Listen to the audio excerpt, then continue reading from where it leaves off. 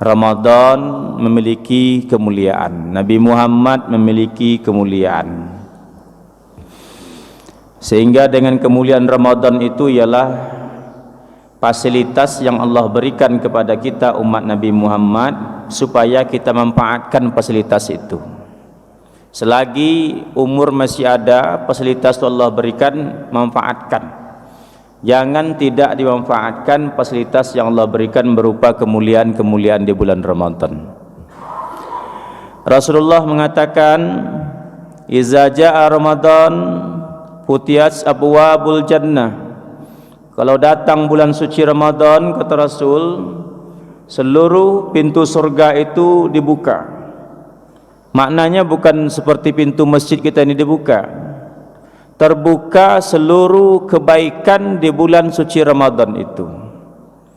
Dan kebaikan itu mengantarkan umat ini untuk masuk ke surga. Mau berimpak, sedekah, baca Quran, solat malam, solat duha, membantu orang lain, memuliakan orang lain.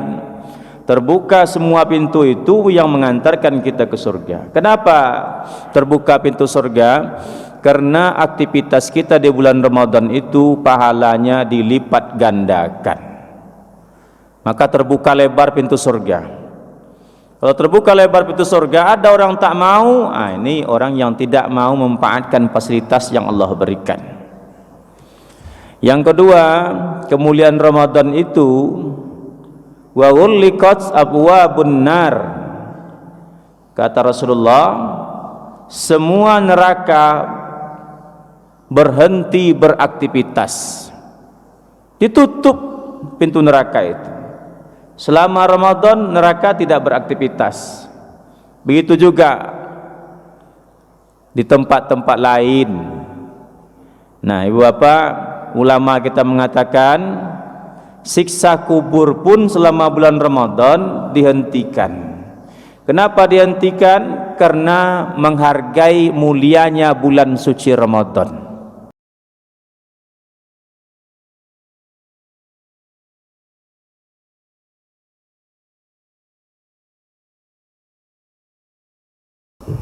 Bismillahirrahmanirrahim. Assalamualaikum warahmatullahi wabarakatuh. Alhamdulillah alladzi farada alaina as-siyam fi syahri Ramadan, syahrul mubarakah wa syahrut tarbiyah. Asyhadu an la ilaha illallah wa asyhadu anna Muhammadar Rasulullah. Allahumma salli ala sayyidina Muhammad wa ala ali sayyidina Muhammad. Assalamu alayka ya Rasulullah. Qala Allah Ta'ala fil Qur'anil Karim, bismillahirrahmanirrahim. Ya ayyuhalladzina amanu kutiba alaikumus siyam kama kutiba alal ladzina min qablikum la'allakum tattaqun. Sadaqallahul azim. Ibu bapak jemaah subuh yang berbahagia dan semoga dimuliakan Allah Subhanahu wa taala. Bersyukur kepada Allah dengan ucapan alhamdulillah. Tiada terasa 2 hari lagi kita akan memasuki bulan suci Ramadan. Semoga saja Allah berikan kesehatan kepada kita, rezeki yang berlimpah, sehingga bisa melaksanakan ibadah Ramadan dengan sempurna.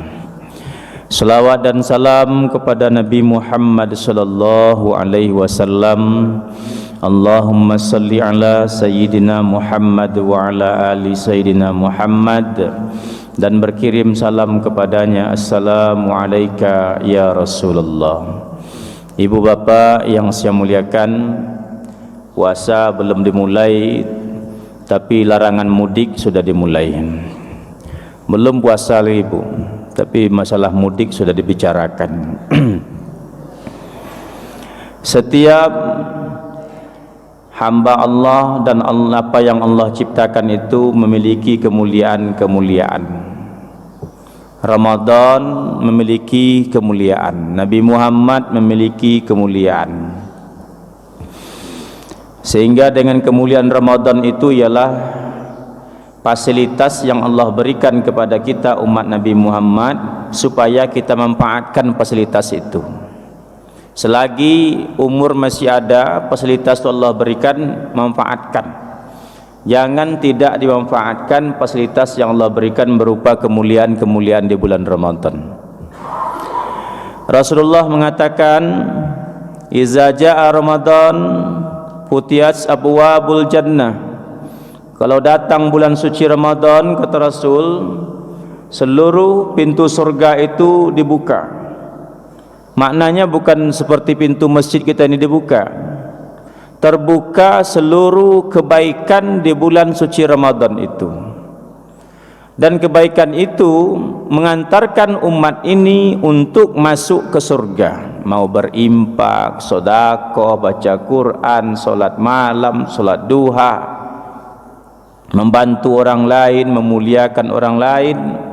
Terbuka semua pintu itu yang mengantarkan kita ke surga. Kenapa terbuka pintu surga? Karena aktivitas kita di bulan Ramadan itu pahalanya dilipat gandakan. Maka terbuka lebar pintu surga. Kalau terbuka lebar pintu surga, ada orang tak mau, ini orang yang tidak mau memanfaatkan fasilitas yang Allah berikan. Yang kedua, kemuliaan Ramadan itu wa ghulliqat abwabun nar. Kata Rasulullah, semua neraka berhenti beraktivitas. Ditutup pintu neraka itu. Selama Ramadan neraka tidak beraktivitas. Begitu juga di tempat-tempat lain. Nah, Ibu Bapak, ulama kita mengatakan siksa kubur pun selama bulan Ramadan dihentikan. Kenapa dihentikan? Karena menghargai mulianya bulan suci Ramadan. Kok orang lain tidak puasa bulan Ramadan, orang berpuasa pula menghargai orang yang tak puasa? Gimana ceritanya itu, Pak? Neraka saja tutup demi mulianya Ramadan itu. Kok kantin tidak tutup selama bulan Ramadan, Pak? Ada pula kedai yang tutup depan, buka belakang. Neraka saja tutup, Pak, memuliakan bulan suci Ramadan. Surga dibuka. Maka Bapak yang saya muliakan, yang dihormati, yang dihargai itu orang berpuasa, bukan menghargai orang tak berpuasa. Ini menjaga kesucian dan kemuliaan bulan suci Ramadan. Nabi Muhammad punya kemuliaan. Ketika Nabi Muhammad bertemu dengan malaikat Malik, situlah malaikat Malik tersenyum. Kenapa malaikat Malik bisa tersenyum? Karena dia melihat hamba yang mulia namanya Muhammad sallallahu alaihi wasallam. Kan tidak pernah malaikat Malik itu tersenyum, Pak. Tidak pernah tersenyum sepanjang-panjang hayat, sepanjang sejarah, tidak pernah tersenyum kecuali ketika dia bertemu dengan Nabi Muhammad. Kenapa dia tersenyum? Karena mulianya Nabi Muhammad sallallahu alaihi wasallam. Kan kadang ada ustaz ceramahnya biasa saja ceramahnya, tapi jemaahnya senyum-senyum terus ngangguk-nganggukkan kepala itu. Bagus ceramahnya, biasa saja. Apa materi ceramahnya, biasa saja. Tapi bapak kok senyum terus? Itulah kemuliaan ustaz itu. Memuliakan ustaz, senyum terus walaupun ceramahnya tidak bagus, mengangguk kepala itu, Pak. Iya, Pak. Iya, Pak. Nah, Bapak yang saya muliakan, bukankah Abu Lahab itu karena buruknya akhlak Abu Lahab ini sampai-sampai satu surat dalam Al-Quran itu menceritakan tentang Abu Lahab. Tapi kaget Rasulullah, Pak Bu, ketika Rasulullah melihat Abu Lahab dalam neraka, ternyata Abu Lahab cuma duduk-duduk saja di neraka itu. Tidak disiksa dia, duduk-duduk saja di pinggir neraka. Barangkali mungkin kalau zaman sekarang sambil minum-minum kopi ginseng lah kira-kira gitu. Duduk saja dia. Apa kata Rasulullah? Wahai pamanku Abu Lahab, bukankah engkau dulu mati dalam keadaan kafir? Betul. Bukankah engkau ini akan menjadi penghuni neraka selama-lamanya? Betul. Tapi kenapa engkau tak disiksa dalam neraka ini? Maka Abu Lahab bertanya balik kepada Nabi Muhammad, "Hei Muhammad, tahukah engkau hari apa hari ini?" "Hari Senin," kata Rasul. "Tahu enggak engkau hari Senin itu hari apa?" "Hari kelahiranku," kata Rasulullah. Tahu tak kau Muhammad, siapa orang yang paling gembira dulu waktu hari kelahiranmu itu? Kata Rasulullah, tak tahu.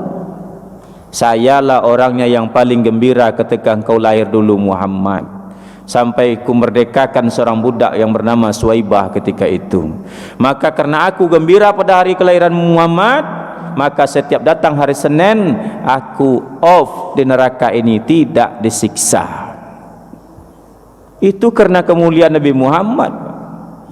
Gembira Abu Lahab rupanya dengan kelahiran Nabi Muhammad, setiap datang hari Senin dia berhenti dari siksa api neraka itu. Mulianya Ramadan, setiap datang bulan Ramadan setiap tahunnya, neraka semuanya berhenti beraktivitas. Siksa kubur dihentikan selama bulan Ramadan itu. Begitu mulianya Pak Bu bulan Ramadan yang akan kita hadapi ini. Maka wajarlah kalau Nabi Muhammad mengucapkan kalimat marhaban ya Ramadan, marhaban ya Ramadan. Sahabat bertanya ketika itu, ya Rasul, kenapa diucapkan kalimat marhaban? Bukankah ada kalimat lain ahlan wa sahlan? Selamat datang bulan yang mulia, yang mensucikan. Sahabat bertanya juga, siapa yang mensucikan itu ya Rasul? Ya bulan suci Ramadan itu, kata Rasulullah. Apa yang disucikannya? Mensucikan kita dari dosa-dosa di masa lalu. Oh, bukan main senangnya nih sahabat mendengar berita ini. Kalau bisa disegerakan Ramadan itu datang, mereka minta disegerakan. Begitu mulia ini bulan suci Ramadan. Apalagi kata Rasulullah SAW, wa suffidatis syayatin, syaitan-syaitan tidak boleh beraktivitas selama bulan suci Ramadan. Kalau ada syaitan yang beraktivitas selama bulan suci Ramadan, ini melanggar. Maka kalau bahasanya ulama-ulama kita dulu, dibelenggu, diikat syaitan-syaitan selama bulan suci Ramadan. Tapi kalau kita lihat secara maknawi, syaitan itu maknanya ialah pembangkang. Syaitan itu maknanya pembangkang. Jadi kalau ada sesuatu yang membuat kita membangkang kepada Allah, melawan aturan Allah, itu disebut juga dengan syaitan sebenarnya. Termasuklah syaitan milenial abad 21. Namanya handphone Android itu. Banyak orang lalai solatnya karena handphone. Banyak panggilan orang tua yang tidak dijawab karena main handphone. Banyak pelajaran yang tidak didapat karena gara-gara handphone. Banyak anak-anak tak masuk sekolah gara-gara handphone. Ini syaitan milenial abad 21. Ini tak diikat nih kalau syaitan yang seperti ini. Dibiarkan saja nih Pak. Nah, ibu bapak yang saya muliakan, kemuliaan Ramadan itu ialah Allah pilih bulan suci Ramadan sebagai bulan untuk melaksanakan ibadah besar. Jadi Allah pilih bulan suci Ramadan untuk melaksanakan ibadah besar, namanya syam ataupun berpuasa. Kan bisa saja Pak Bu yang saya muliakan berpuasa di bulan lain, tapi Allah pilih bulan Ramadan. Bahkan Ramadan itu maknanya juga pembakar. Ramadan itu artinya di sisi lain artinya adalah pembakar, bulan pembakaran. Kalau puasa sekedar berpuasa Pak Bu, ayam pun sesungguhnya berpuasa. Ayam puasa, kalau puasa sekedar puasa, cuma ayam puasanya tidak pakai bulan, tidak pakai waktu. Dia puasa ketika mengeram telurnya. Kalau ayam tak puasa ketika ngeram telur, maka suhu tubuhnya tidak stabil dan telur itu banyak yang takkan menetas. Maka ada puasa itu alami sebenarnya Pak Bu yang sebenarnya memang kebutuhan. Tapi umat manusia ini, umat Islam, bukan puasa sembarang puasa, tapi puasa ditentukan bulannya, ditentukan waktunya, ditentukan jamnya, ditentukan syarat rukun dan larangan-larangannya. Ini puasa gitu. Kalau puasa sekadar berpuasa, singa pun rupanya berpuasa ketika datang musim kawinnya. Kalau singa tak puasa, lalu pesta perkawinan dia, maka anaknya itu bakal tak jadi, tak bagus. Maka singa berpuasa 3 hari 3 malam ketika datang musim kawinnya. Kalau hanya puasa sekadar berpuasa, tanaman tumbuhan monokotil pun berpuasa ketika ditanamkan ke dalam bumi ini. Kalau dia tidak berpuasa, maka dia tak mau pecah, tak mau tumbuh itu umbinya, bijinya itu tak mau tumbuh, dia mati.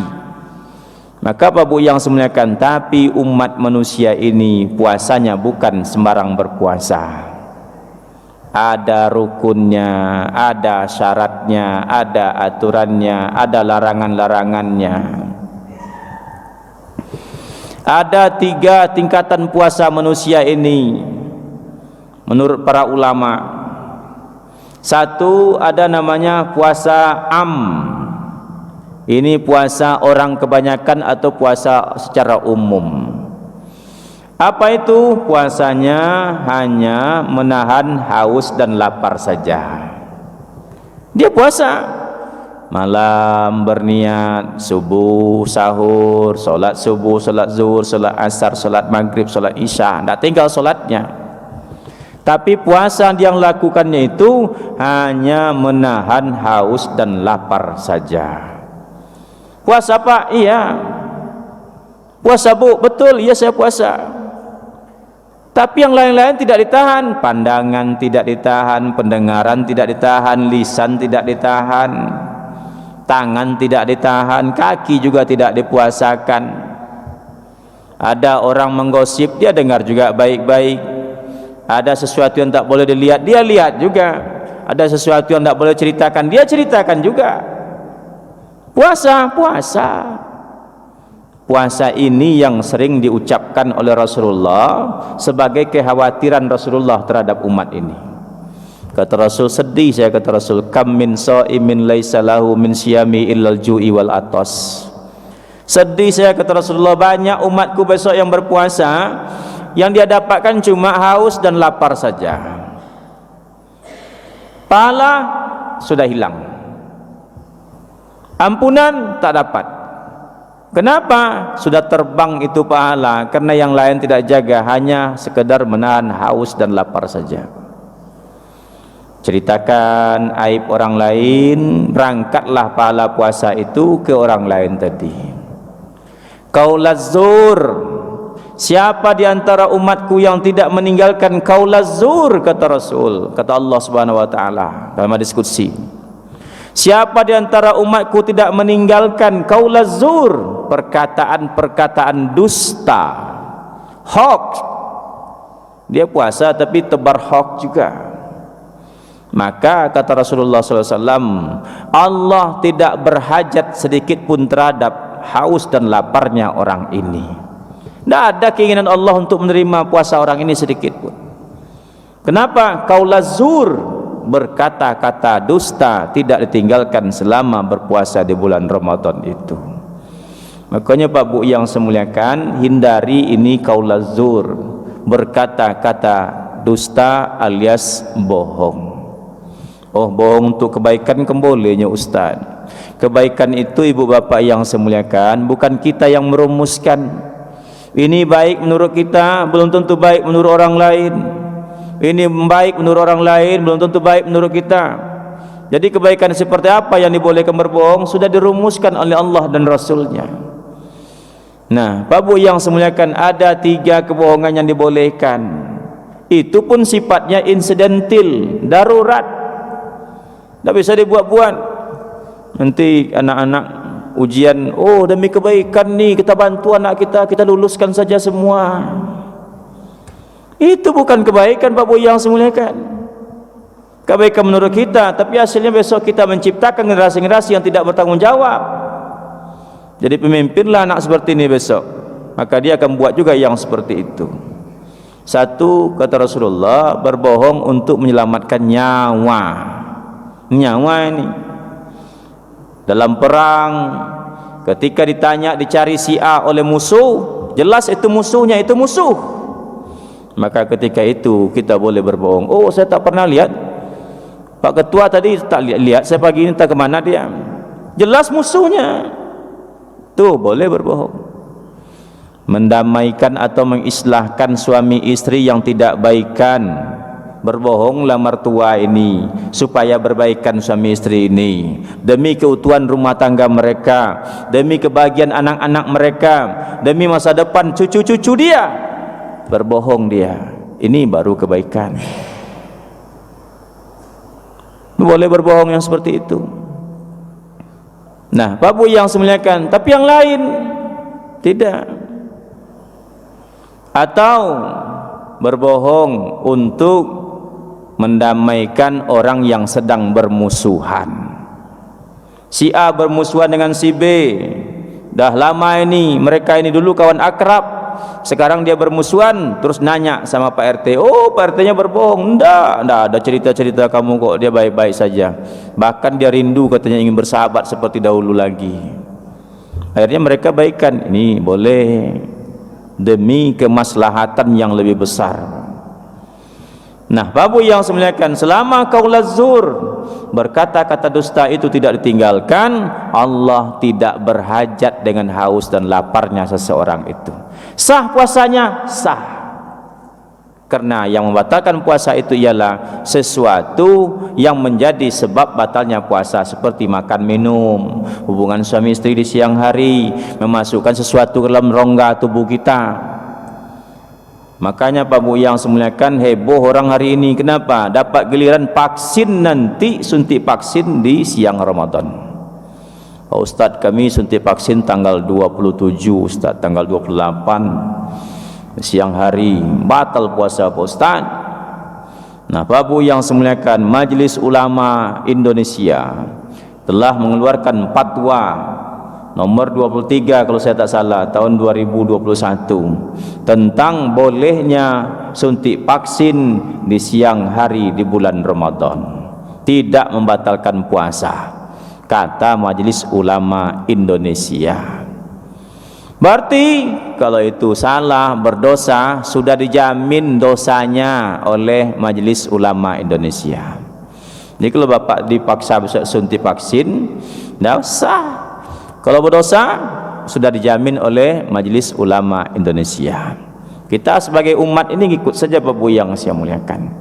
Tapi oleh fatwa ulama dunia seperti Yusuf Al-Qaradawi memfatwakan jarum suntik itu ada dua jenisnya. Satu suntik di bawah kulit.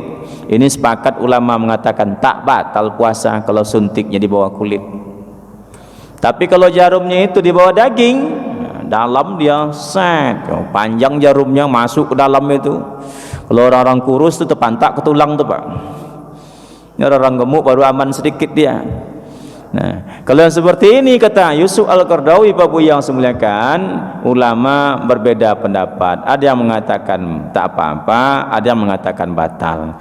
Ulama yang berpendapat tidak batalkan puasa karena tidak sampai ke perut besar. Ini fatwa ulama Indonesia, satu alasannya karena tidak sampai ke perut besar. Zat yang disuntikkan itu tidak masuk ke dalam perut besar ini, hanya sebatas darah. Tapi oleh ulama yang menganggap batal karena itu sudah masuk ke darah, sudah bercampur dan mengalir dalam tubuh, maka batal kata ulama ini.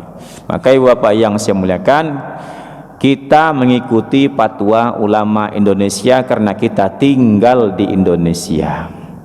Tidak bisa kita ambil fatwanya orang Arab sana karena kita tinggalnya di Indonesia. Ikuti fatwa ulama Indonesia. Kalau kita tinggal di sebuah gedung yang tingginya 70 tingkat, 70 tingkat tinggi gedung ini, apakah sama waktu sahur dan berbukanya orang yang tinggal ini? Tempatnya sama Pak, di Pandau Permai gedungnya, tapi 70 tingkat tingginya. Samakah waktu sahurnya orang yang di bawah dengan yang tinggal di tingkat 70? Samakah waktu berbukanya orang yang tinggal di bawah dengan orang yang tinggal di tingkat 70? Karena yang dihitung bukan jam Bapak yang semuliakan, tapi matahari. Di saat matahari sudah tenggelam bagi yang tinggal di tingkat bawah, di tingkat atasnya matahari itu masih terang benderang. Maka ulama juga menilai dan memperhatikan masalah seperti ini. Samakah waktu berbuka dan sahurnya? Maka ibu bapak yang saya muliakan, kita ikuti itu fatwa. Terus bagaimana sebenarnya merokok, Pak? Merokok itu apa yang masuk ke tubuh kita? Tidak ada, Pak. Cuma apa yang masuk? Tadi yang masuk. Kenapa batal puasa, Pak Bu yang saya muliakan? Bahkan ada ulama yang fatwakan dalam sebuah mazhab, ibu-ibu mencicipi sambal itu tidak batal puasa. Kan sering keluar tuh di televisi itu, Islam apa bahasanya itu, Islam masa kini. Mencicipi sambal itu tak batal puasa. Kenapa? Tidak masuk ke tenggorokan, hanya di bibir saja. Yang cicipi sambal, ada pas garamnya, cicipi lagi satu sambal, ini enak nih, cicipi lagi satu lagi, enak nih. Kalau sempat 10 macam sambal cicipi, udah kenyang itu, Pak. Tapi ada fatwakan mencicipi sambal tidak membatalkan puasa. Nah, itulah hebatnya Pak Bu, Imam Syafi'i sangat hati-hati masalah ini. Rokok tu apa yang masuk? Tak ada, Pak. Cuci sambal masuk tu, terasa asinnya. Rokok cuma asap saja, kok batal puasa? Begitu juga suntik tadi Pak Bu yang saya muliakan, injeksi itu. Maka ulama berpendapat, maka carilah pendapat yang aman, ikuti ajalah pendapat Majelis Ulama Indonesia. Karena kita tinggal di Indonesia. Secara syar'i kita tidak berdosa. Ustadz yang dimasukkan tu entah zat apa itu ustadz yang masuk ke tubuh kita. Secara syariat kita tidak berdosa karena sudah dipatwakan oleh Majelis Ulama Indonesia. Nah, ibu bapak yang saya muliakan, Ghibah itu tidak membatalkan puasa, tapi menghabiskan segala pahala kebaikan-kebaikan puasa itu. Ada sahabat bertanya, ya Rasul, apa itu ghibah ya Rasul? Ghibah itu kata Rasul, engkau menceritakan aib saudaramu, kalau dia dengar dia akan marah kepadamu, dia tidak senang kata Rasul. Bagaimana kalau yang kita ceritakan itu fakta ya Rasul, seperti itu sebenarnya yang kita ceritakan itu? Kata Rasul, itulah ghibah. Kalau engkau ceritakan tak sesuai fakta, itu namanya fitnah. Lebih bahaya lagi ibu bapak yang saya muliakan. Nah ibu bapak, ini yang puasa namanya puasa puasa orang-orang awam. Jadi kalau ayam berpuasa, ular berpuasa, harimau berpuasa, itu ular puasa dia siap makan kenyang, tidur terus, tidak pernah bangun. Dah lapar lagi nanti baru bangun. Nah, ada orang puasa tuh kalau kampung saya gitu, siap sahur tuh tidur dia, tidak ada kerja apa-apa, nanti nunggu berbuka saja baru bangun dia. Ini puasa ular nih seperti ini. Ada puasa dia marah-marah terus, sikit-sikit tahu orang puasa nih, tahu nih orang puasa nih, sikit-sikit marah, sikit-sikit marah. Ini puasa harimau nih Pak. Nan lapar tapi marah terus. Maka kata Rasulullah, laisa syadidu bisyur'ati walakinna syadida allazi yamliku nafsahu indal ghadabi. Orang yang hebat itu kata Rasul, orang yang mampu mengendalikan emosinya walaupun dalam keadaan lapar, haus, dahaga. Itu yang hebat tuh Pak. Nah ibu apa yang semuliakan, yang kedua ada namanya puasa bagus ini, khawas. Mudah-mudahan sekurang-kurangnya kita berada di tingkat yang kedua ini. Khawas maknanya puasa khusus. Siapa yang puasa khusus ini? Ya ayyuhallazina amanu, orang-orang beriman, bukan hanya sekedar Islam, tapi orang ini orang-orang yang beriman. Dia jaga itu pandangannya, dia jaga itu pendengarannya, dia jaga itu lisannya, dia jaga itu anggota tubuh yang lainnya. Kenapa dia jaga? Karena tangan, kaki, mata, telinga dan lisan alias mulut juga dia puasakan ketika berpuasa di bulan Ramadan itu. Ini namanya khawas. memaki-maki orang lain tidak lagi, memfitnah tidak lagi, ghibah tidak lagi, menceritakan cerita-cerita yang bohong tidak lagi. Jadi jaga betul ini puasa khawas. Kata Imamul Ghazali, ini puasa seperti ini sudah bagus, sempurna puasanya karena dia mampu menjaga seluruh anggota tubuhnya dari hal-hal yang dapat menghilangkan pahala puasa itu. Bukan membatalkan puasa ibu bapak, tapi menghilangkan pahala puasa. Kalau lihat ada sesuatu yang terlarang, kita lihat aurat perempuan, batal puasa enggak, tapi habis pahala puasanya. Berbohong batal puasa enggak, tapi habis pahala puasanya. Yang dapat cuma haus dan lapar saja. Ini berat Bapak yang semuliakan. Kadang ada pula orang mulai bercerita tuh, ini puasa kita nih ya, cerita bulan puasa nih ya, saya bukan apa-apa nih, Syanu tuh kemarin bla bla bla bla bla bla bla. Padahal yang dimulai itu dengan puasa, tapi inti ceritanya ialah memfitnah seseorang. Habis Pak. Yang ketiga Bapak yang semuliakan, puasa khawasu bil khawas, puasa khusus di antara yang khusus. Ini yang paling tinggi tingkatannya. Mungkin ini tidak banyak orang yang puasa khawasu bil khawas itu, puasa khusus yang paling khusus. Puasa seperti apa? Dia mampu mempuasakan pikiran dan hatinya. Pikiran yang menduga-duga terhadap orang lain tidak lagi, berburuk sangka tidak ada lagi, hati yang berbicara tentang keburukan orang tidak lagi, dia jaga baik-baik. Terus hatinya apa? Zikrullah, hanya ingat kepada Allah. Pikirannya apa? Hanya melihat kebaikan-kebaikan yang ada pada siapa saja. Ini khawasu bil khawas. Banyak senyum sama orang. Kenapa senyum sama orang? Tidak ada curiganya sama orang lain, senyum saja dia. Tidak banyak nih Pak yang seperti ini. Puasa khawasu bil khawas itu, puasa khusus. Ini satu Bapak yang semuliakan, Ramadan Allah pilih sebagai bulan untuk melaksanakan ibadah besar, namanya ibadah puasa. Kalau di bulan lain tidak ada puasa wajib lagi, yang ada cuma puasa sunat saja. Ramadan Allah jadikan ibadah sunat sama nilainya dengan ibadah wajib di luar Ramadan. Jadi Bapak yang semuliakan, ada hadis itu satu paket, tidak boleh kita potong-potong ini hadis.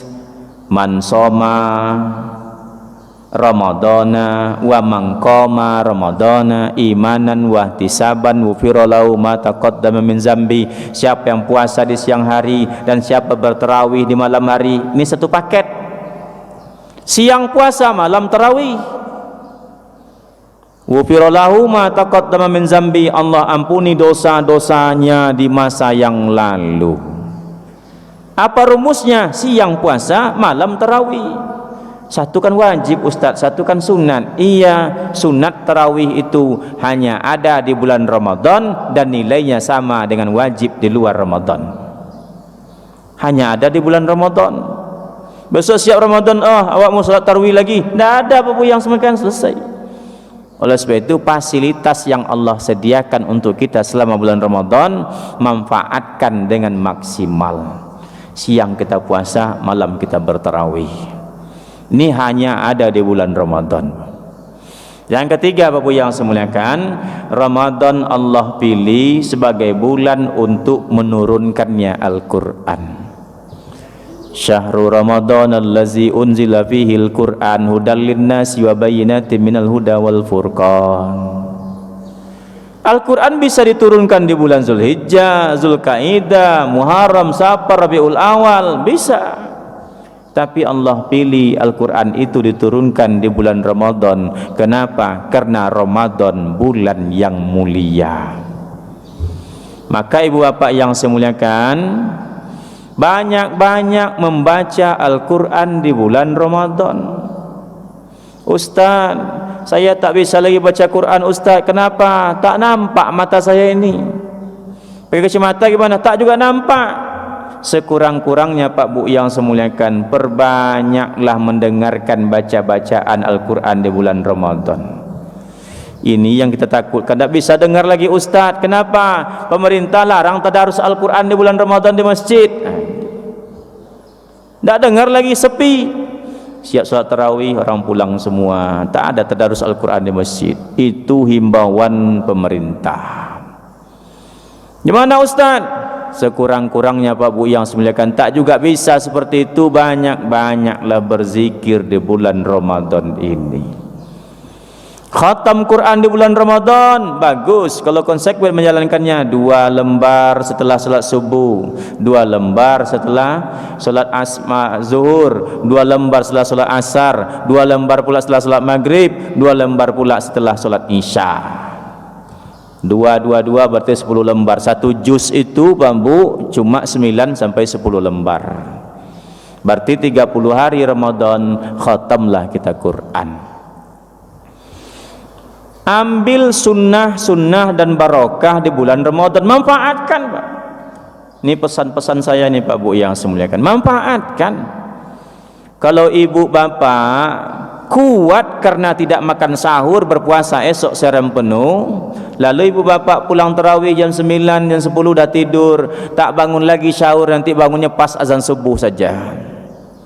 Tak perlu saya sahur itu Ustaz, mau tidur kan sudah berniat, niat yang perlu. Ibu bapak tasahharu fa innas syahura barokah, itu kata Allah. Bersahurlah engkau kata Allah, karena sahur itu barokah. Ambil barokahnya, sedikit banyak sahur itu ambil barokahnya. Sahurlah, bukan niatnya untuk menguatkan badan, bukan niatnya untuk berkuat nanti puasa seharian. Kan ibu bapak sudah kuat tadi tanpa makan sahur.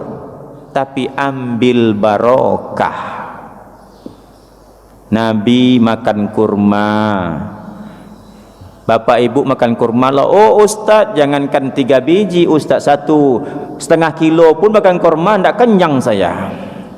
Tidak bisa saya sahur dan berbuka dengan kurma itu Ustaz, tidak kenyang. Ibu bapak, bukan kenyangnya makan kurma itu yang kita ambil, tapi ambil sunnahnya.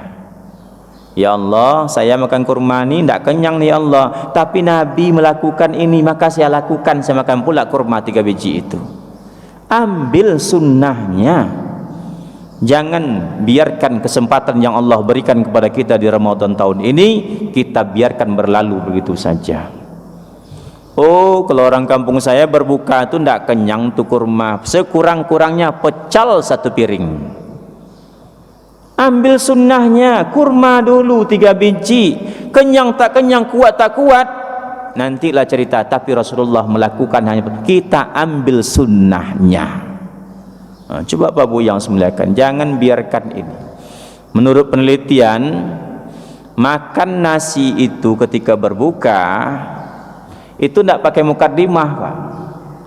Tidak ada mukaddimah, ibarat main poli langsung turun ke lapangan, loncat sekaligus semes. Itu bisa berdampak tidak baik. Maka dalam Saum Serimiti itu diteliti bahwa sebelum makan yang berat itu ada mukaddimahnya dulu. Apa itu? Kurma 3 biji atau teh hangat 1 gelas, itu mukaddimahnya.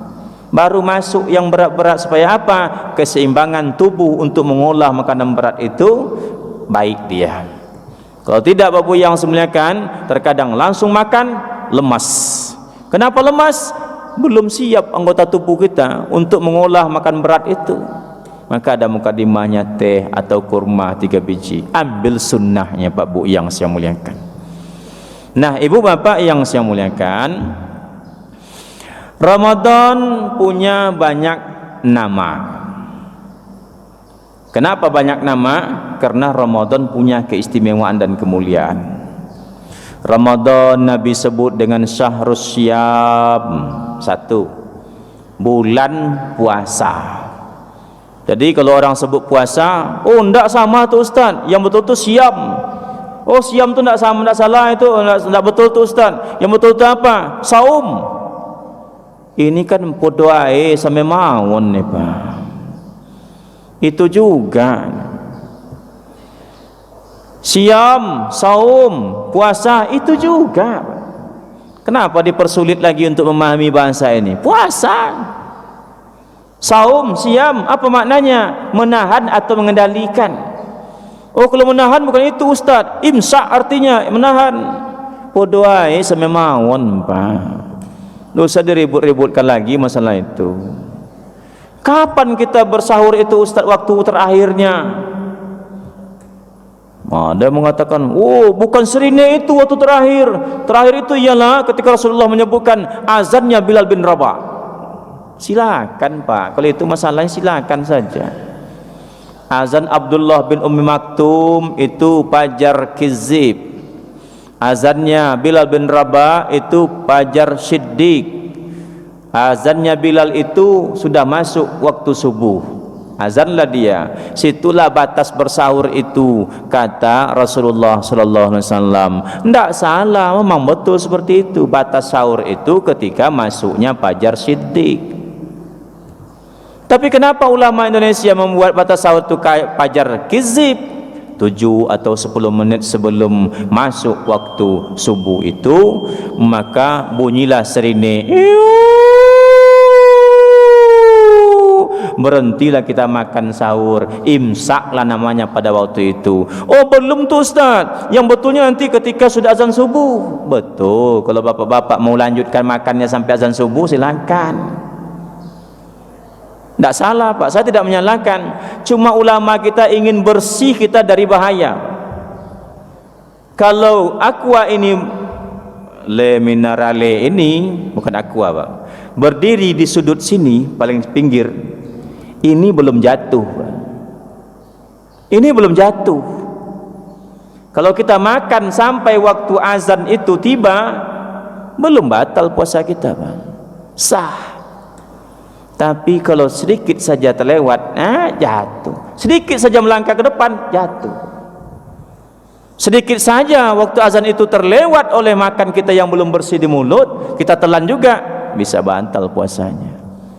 Tapi kalau berhentinya di sini Pak, berhentinya jauh sebelum pinggir ini, terlewat sedikit belum jatuh, terlewat lagi sedikit belum jatuh juga. Begitulah ulama kita menginginkan puasa kita itu sempurna, dibuatlah imsak. Jangan dicari-cari lagi Pak Bu, oh itu bukan imsak, itu belum. Sia-sia menghabiskan waktu hanya untuk membahas hal yang tujuannya ialah kemaslahatan umat ini. Nah, ibu bapak yang saya muliakan, satu syahrul syam, yang kedua syahrul qiyam. Ini kalau terakhir ceramah tidak apa-apa, lama sedikit nih Pak. Syahrul qiyam, apa itu? Bulan solat malam. Kenapa tarawih namanya? Dulu ibu bapak ketika zaman Rasulullah diperintahkan ini puasa, Rasulullah malam keluar. Malam pertama Nabi keluar dari rumahnya. Rumahnya itu ya samping masjid ini. Keluar Nabi, masuk dia ke masjid, lalu solat sunat 2 rakaat, Allahu Akbar. Sahabat itu tidak penyanyah Pak, tidak ngeyel dia, tidak cerewet sahabat itu. Tiapnya Rasulullah seperti itu dibuat pula belakang, Allahu Akbar, Allahu Akbar, Allahu Akbar. Sahabat, Sami Allah liman hamidah. Assalamualaikum warahmatullah, Assalamualaikum warahmatullah. Oh, dua-dua rupanya. Dibuat lagi, Allahu Akbar, dua-dua juga, sampai 8 rakaat dibuat oleh Rasulullah. Sahabat ikut pula 8. Tidak banyak nanya sahabat itu. Kalau kita ya banyak nanya, kenapa begini, kenapa begitu, ini apa alasannya, mana dalilnya. Kalau Nabi, sahabat-sahabat tidak ngikut saja, sami'na wa ta'na, Allahu Akbar. Malam kedua berita sudah tersebar, Nabi Muhammad keluar malam, dia di masjid setelah sholat isya itu dia melaksanakan qiyamul lail. Berapa rakaat? 8 rakaat. Begitu Rasulullah masuk, sahabat sudah banyak yang menunggu. Allahu Akbar, Allahu Akbar. Berjemaah solatnya? Enggak, sendiri-sendiri Pak. Tapi mohon jangan dipotong nih Pak, ini satu paket ini ceramah ini, jangan dipotong.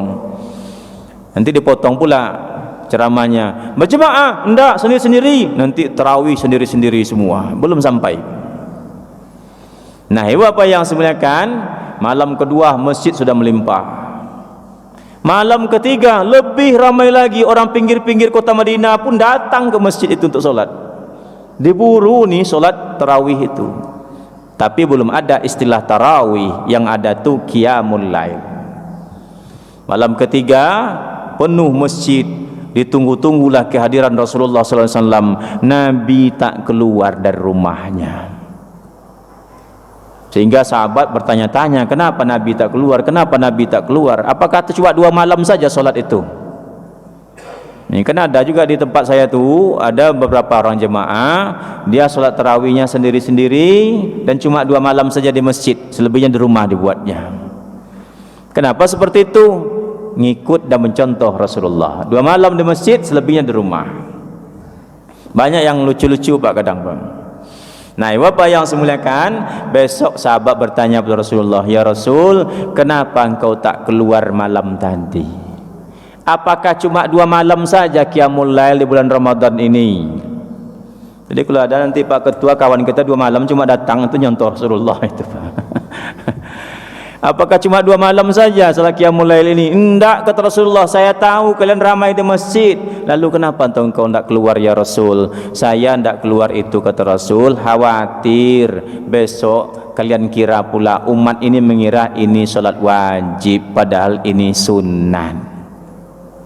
Mana apa yang semuliakan, bukan berarti Nabi tak melakukan, supaya tidak persepsinya salah dengan hukum salat tarawih itu. Meninggal Rasulullah,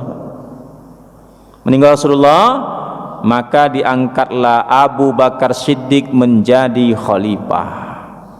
Salat tarawih di bulan Ramadan penuh sesak itu masjid Madinah, Masjidil Haram penuh sesak. Tapi orang melaksanakannya salat sendiri-sendiri. Ada yang baru mulai, ada yang baru masuk, ada yang sedang ruku, ada yang sudah keluar. Begitulah orang solat pada waktu itu. Masjid penuh, tapi solat masing-masing. Kenapa? Ini kan sunnah.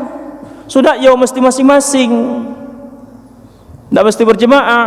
Datang Umar bin Khattab, wahai Amirul Mukminin Abu Bakar Siddiq, bagaimana kalau solat ini biar tertib, kita buat berjemaah, dipimpin oleh seorang imam yang qori, kayak Pak Imam kita lah.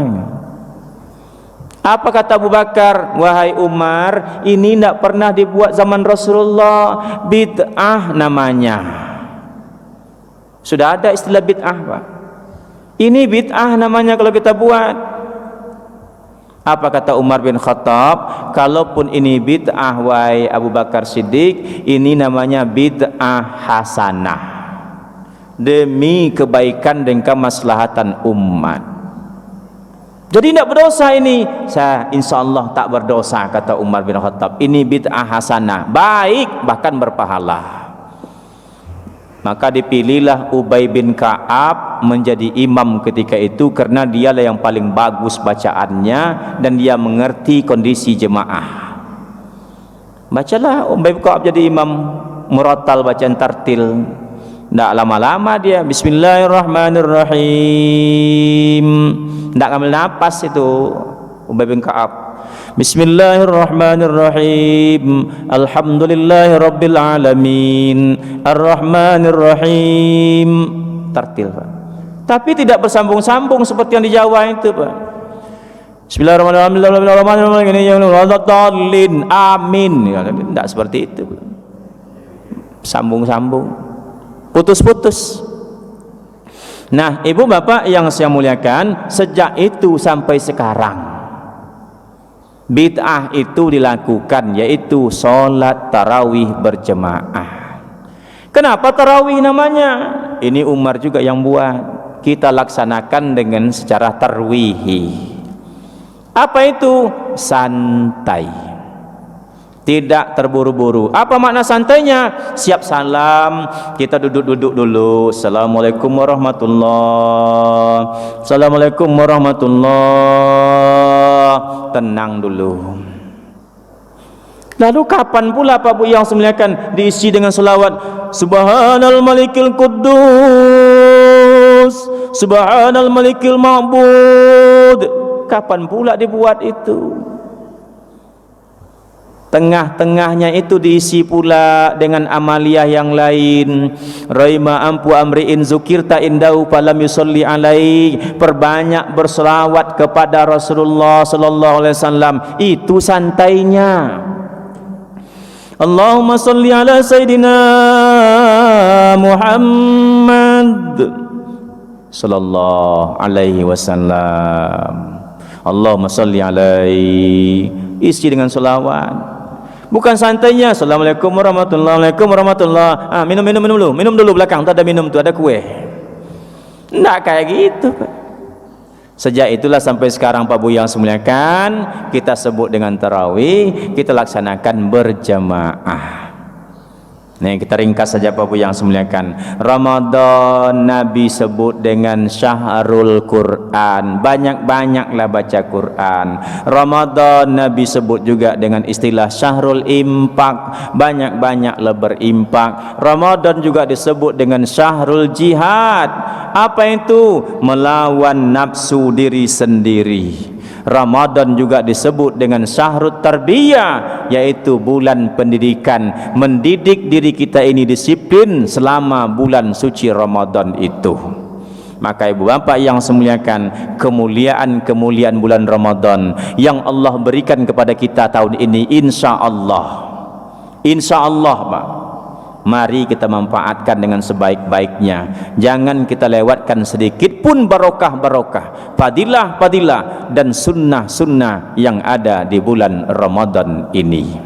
Semoga kita yang hadir ini Allah berikan kesehatan, kekuatan fisik dan keimanan, sehingga di bulan Ramadan nanti kita mampu melaksanakan ibadah puasa Ramadan di siang hari dan melaksanakan ibadah qiyamul lail di malam hari secara berjemaah di masjid yang kita cintai ini.